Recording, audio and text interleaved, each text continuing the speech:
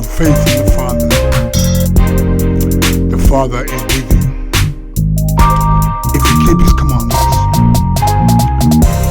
everything will come unto you. If you keep the commandments, align yourself with Hakoim. Pay your tithe. Pay your tzedakah. Do not fail. Repair the breach. We have been called back by the Father to repair the breach. Do not fail. We are going to a glorious land, a land of milk and honey. Keep the faith. Know that the Father loves you, and everything else will come unto you. This is our promise from the Father. Keep the commandments and align yourself with Hakoim,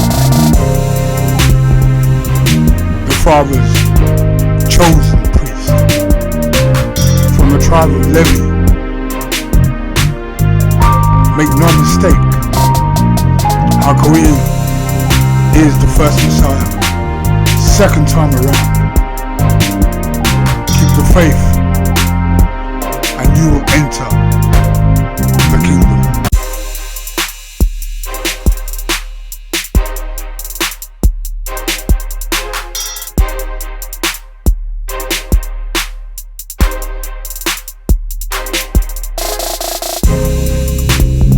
Keep the commandments. Have faith in the Father. The Father is with you. If you keep His commandments, everything will come unto you. If you keep the commandments, align yourself with Hakoim. Pay your tithe. Pay your tzedakah. Do not fail. Repair the breach. We have been called back by the Father to repair the breach. Do not fail.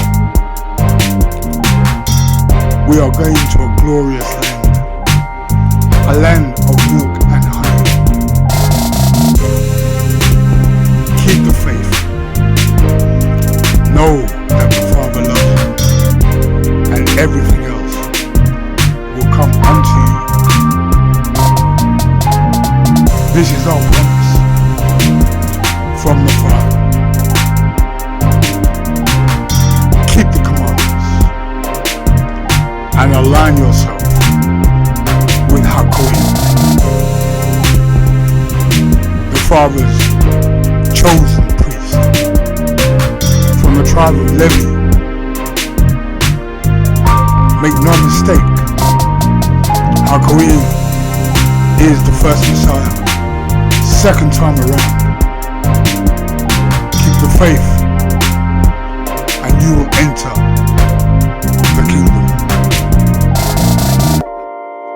Shabbat Shalom Israel, and welcome to Hebrew Bible Secrets with your host, Rabbi Jeremy Beaton, Chief Rabbi. We are reading today from the book of Galatians, starting at chapter 2. But first, I just want to show you the books we're reading from today. The first book is the Hidden Truths Hebraic Scrolls, Brit Chadasha, New Testament.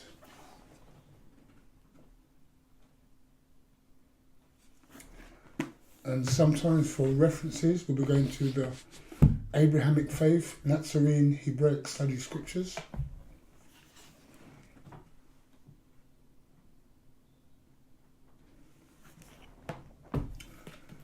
And for those of you who want to learn about the feast days and the Sabbath, please buy the Forever-Israel prayer book with Passover Agadah.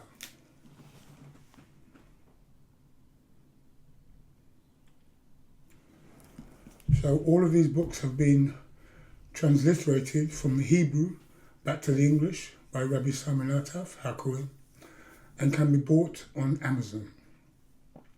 And for those of you who want the hardback copies, please go to lulu.com. Okay, so without further ado, Galatians chapter 2, verse 1. 1.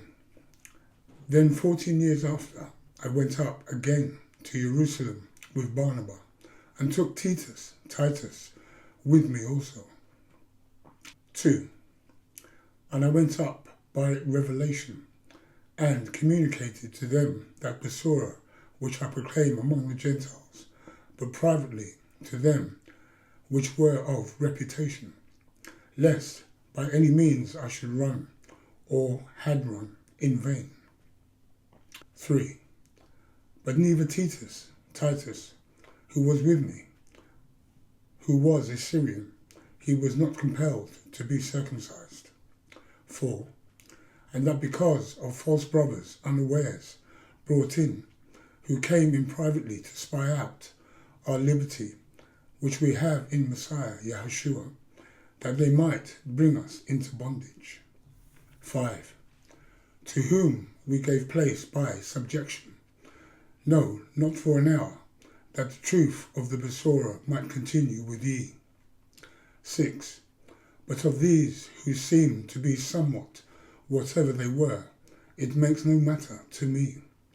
Elohim accepts no influential person, for they who were influential did not add anything to my Besorah. 7. But on the contrary, when they saw that the Besorah of the Acrobastia, uncircumcision, was committed to me, as the Besorah of the Brit Milah, circumcision, was to Kepha. 8. For he that empowered Kepha for effective apostleship of the Brit Milah, circumcision, the same was mighty in me towards the Gentiles. 9. And when Yaakov, Kepha, and Yehochanan, John, who seemed to be pillars, perceived the favour that was given to me, they gave to me and Barnabas the right hands of fellowship, that we should go to the Gentiles, and they to the Brit Milah, circumcision ones. 10. Only they would that we should remember the poor, the same thing I was eager to do. 11. But when Kepha was come to Antioch, I opposed him to his face, because he was to be blamed. 12. For before those certain ones came from Yaakov, he did eat with the Gentiles. But when they had come, he withdrew and separated himself, fearing them which were of the Brit Milah, circumcision. 13.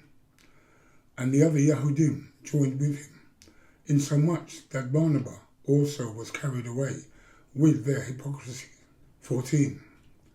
But when I saw that they walked not consistently according to the truth of the Besorah, I said to Kepha before them all, if you, being a Yehudi, live after the manner of the Gentiles, and not as do the Yahudim, why do you compel the Gentiles, who have joined with Yehuda, to live as do the Yahudim? 15. We who are Yahudim, and not those from Gentiles, transgressors. 16. Knowing that a man is not justified by Mahaseh HaTorah, rabbinic customs, but by the faith of Yahushua, the Messiah. Even we have believed in Yahushua, the Messiah, that we might be justified by the faith of Messiah, and not Mahaseh HaTorah, rabbinic customs. For by the Mahaseh HaTorah, rabbinic customs, shall no flesh be declared right. 17. But if, while we seek to be declared right by Messiah, we ourselves also are found transgressors, is therefore Messiah the servant of sin? Elohim forbid. 18. For if I build again the things which I destroyed, I will prove to myself that I have passed by the commandment. 19. For I, through the human law, am dead to the human law, that I might live to Elohim. 20. I am impelled with Messiah. Nevertheless, I live. Yet not I, but Messiah lives in me. And the life which I now live in the flesh, I live by the faith of the Son of I am, who loved me and gave himself for me. 21. I do not frustrate the favour of I am. For if righteousness came by Mahaseh HaTorah, rabbinic customs, then Messiah has died in vain. So that now brings us to the end of Galatians chapter 2. So let's go back and have a look at some of the footnotes in Galatians chapter 2. So the first footnote we have is in verse 7. But on the contrary, when they saw that the basura of the acrobastia, uncircumcision, was committed to me. Okay, so let's have a look at this. Uncircumcision. So we have here C footnote in Romans 2:25. Okay. So C footnote in Romans 2:25.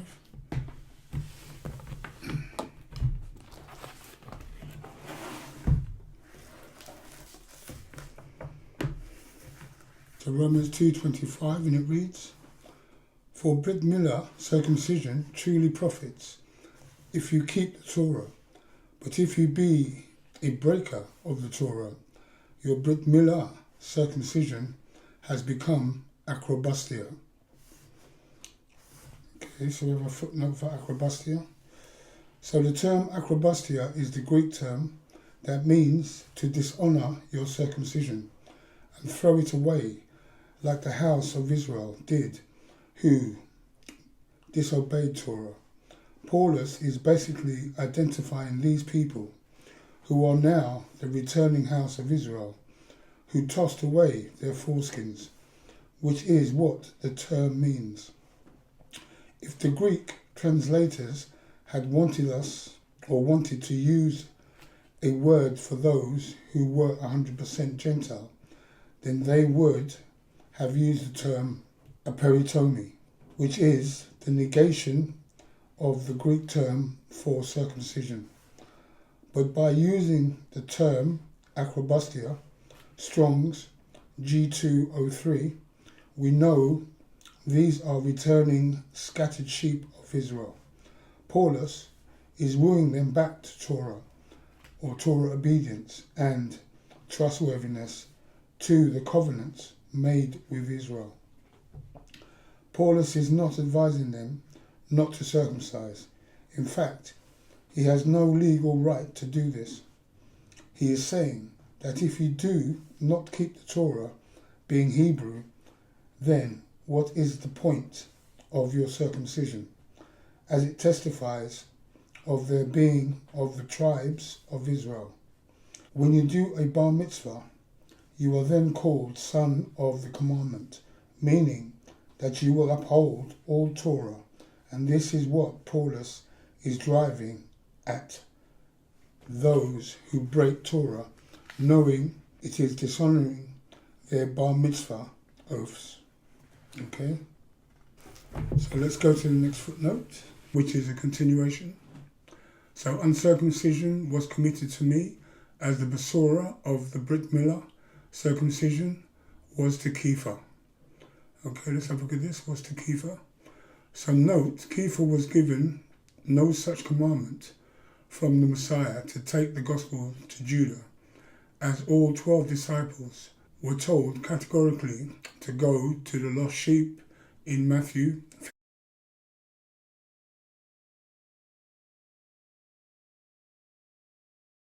10:6. But it appears Paulus thought that Peter and the other pillars of the Israelite faith were meant to reach the Jews. This is strictly speaking not true, as it's only Shaul's understanding. This may just be a generalization. The Jews did not and need not be converted into any other faith, but will continue as lawgivers of I am, while noting that all the 12 were also Hebrew and are therefore part of the lawgivers mentioned in Genesis 49 and 10. Since we do not have any second or third witnesses, we are to discard any such statements. However, we have included it just for completeness. We do not know if this is a corruption of the Greek text or a later rendition. These letters need to be treated as letters and are not the words out of the mouth of the set-apart one of Israel, even though we do find many quotes from the Hebrew Bible, which we know are scripture, but the rest are the words of Paulus and need not be treated in context as such. Note our footnote in verse 11. If Kepha was to go to the Yahudim, then what is he doing in Antioch and ministering to the house of Israel, meaning Gentiles? Okay, so please have a look at Matthew 15:24 and Matthew 10 and 6, and also Genesis 49 and 10. Okay, so let's go to the next footnote, which is in verse 8. For he that empowered Kepha to effective apostleship of the Brit Milah, circumcision. So let's have a look at this again. Brit Milah, circumcision. And it reads, this is perhaps a misunderstanding, as Messiah Yahushua never instructed Peter to go to the Jews. Paulus thinks this and perhaps does not know the commandment given to Peter in Matthew 10 and 6. Okay, so please have a look at Matthew 10 and 6 for more understanding. So let's go to the next footnote, which is a continuation. Circumcision, the same was mighty in me towards the Gentiles. So let's have a look at this, towards the Gentiles. So the house of Israel, meaning the Gentiles they were going to were of the house of Israel. Okay, so let's go to the next footnote, which is in verse 9. And when Yaakov, Kepha, and Yehochanan and John, who seemed to be pillars, perceived the favour that was given to me, they gave to me and Barnabas the right hands. Okay, so let's have a look at this, the right hands. So we have here the right hand of fellowship represents strength as an idiomatic expression. So the three pillars, Jacob, John, and Peter, strengthened Paulus, encouraging him in the ministry. Okay, so let's go to the next footnote, which is a continuation. The right hands of fellowship, that we should go to the Gentiles, and they to the Brit Milah, circumcision ones. Okay, so let's have a look at this. Brit Milah ones. And it reads, Paulus, instruction from the three pillars of our faith, Jacob, John, and Peter, never instructed to go to the Yahudim. Paulus makes one contradictory statement after another, but many Christians are so deceived they cannot see the truth in these. Okay, let's read that again. Paulus, instruction from the three pillars of our faith, Jacob, John, and Peter, never instructed to go to the Yahudim. Paulus makes one contradictory statement after another, but many Christians are so deceived they cannot see the truth in these. Okay, so let's go to the next footnote, which is in verse 11. But when Kepha was come to Antioch, okay, so let's have a look at this. So Antioch was in northern Syria, where parts of the house of Israel had been dispersed. Okay, so let's go to the next footnote, which is a continuation. I opposed him to his face. So let's have a look at this. So this was Paulus's mistake, trying to overrule Peter, who knew better the complexities of what was going on. But Paulus makes it sound like he was right, yet his actions were questionable at best. Okay, so let's go to the next footnote, which is in verse 12. For before those certain ones came from Yaakov, he did eat with the Gentiles, but when they had come, he withdrew and separated himself, fearing them which were of the Brit circumcision. Okay, so let's have a look at this, circumcision. So we have here, Paulus was wrong in his principles, and Peter opposed him, who was right in his methods. Paulus had thought he knew better, but Peter knew there would be a huge problem to be seen eating with Gentiles, because if they saw him, then that would mean they would want nothing to do with him. That is why this situation became difficult. It appears Paulus wanted to always prove his point, but Peter knew what was the right thing to do. Okay, so let's go to the next footnote, which is in verse 13. And the other Yahudim joined with him, insomuch that Barnabas also was carried away with their hypocrisy. Okay, so let's have a look at this. So remember, Paulus called Peter a hypocrite, and now he fights against Barnabas also. As explained in the previous footnote, sometimes actions of one person may not seem right to another, but the whole community situation must be taken into account. Barnabas was a great scholar of the Torah and a Levite, while Paulus was not. Barnabas, as a Levite, holds much more weight and would be correct. Barnabas decided to take Peter's side, which was correct and the right thing to do.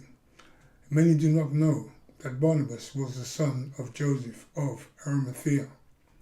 See book Beth Yahushua, son of Zadok, son of David, by Rabbi Simon Altaf. This shows Paulus had his ideas clearly disputed by the disciples, while Peter and Barnabas saw things from a different and more mature perspective. Unfortunately, Christians are led to believe that Paulus was right and Barnabas and Peter were wrong, but nothing could be further from the truth.